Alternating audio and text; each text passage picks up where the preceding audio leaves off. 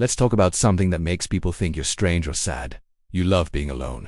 Not just need alone time to recharge, you genuinely love solitude. You look forward to time by yourself. You feel most peaceful, most content, most yourself when you're alone. Given the choice between social activities and solo time, you choose solo and feel genuinely happy about it.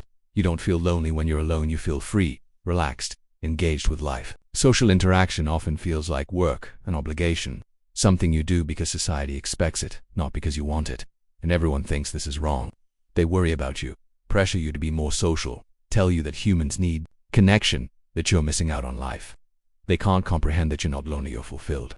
Here's what psychology reveals. Loving solitude is a legitimate personality variation. Some people are genuinely happiest alone.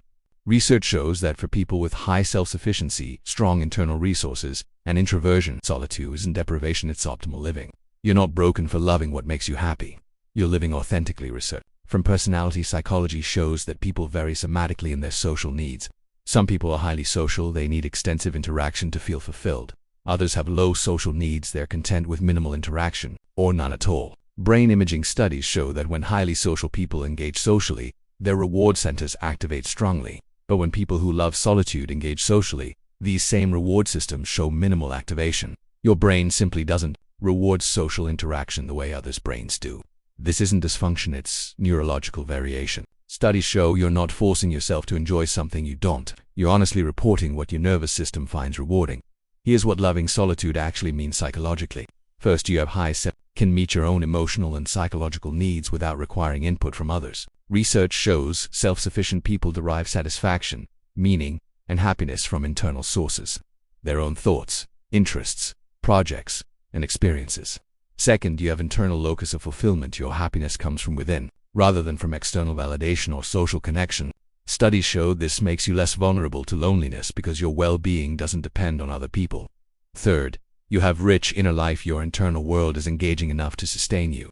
Research shows that people who love solitude often have active imaginations, deep thinking patterns, and engaging internal experiences. Let's talk about the alone versus lonely distinction that's crucial. Loneliness is the painful feeling of lacking desired connection. You want social contact but don't have it. This is genuinely harmful. But loving solitude means you don't want more connection than you have. Research shows that people who love being alone don't experience loneliness at typical rates because they're getting exactly the amount of social contact they want, which might be very little or none. Studies show that satisfaction with your current level of connection, not the absolute amount, determines well-being. You're not lonely, you're satisfied.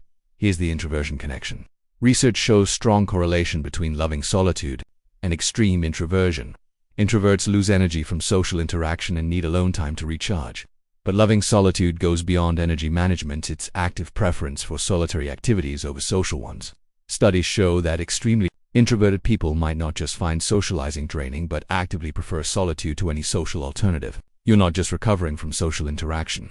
You're choosing what you genuinely enjoy most. Research on schizoid personality traits, the clinical term, is misleading because it sounds pathological, shows that some people naturally prefer solitary activities, feel little desire for close relationships, and are emotionally contained. Studies show many people with these traits function well and report life satisfaction. They're not disordered, they're solitary by preference.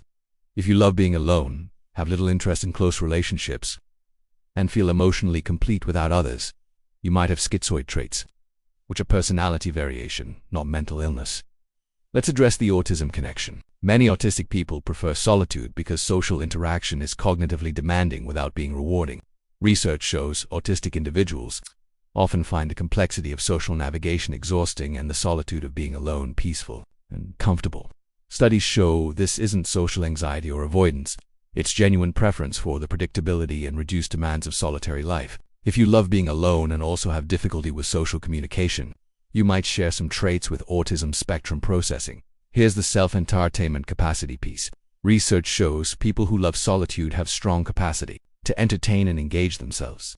Studies show they don't get bored easily when alone because they have internal resources. Hobbies, interests, creative pursuits, intellectual engagement, daydreaming, planning, creating. Your alone time isn't empty, it's full of activities that genuinely engage you without requiring other people. Research shows this capacity for self-entertainment is what makes long-term solitude sustainable and enjoyable. Research on creative individuals shows many prefer substantial solitude.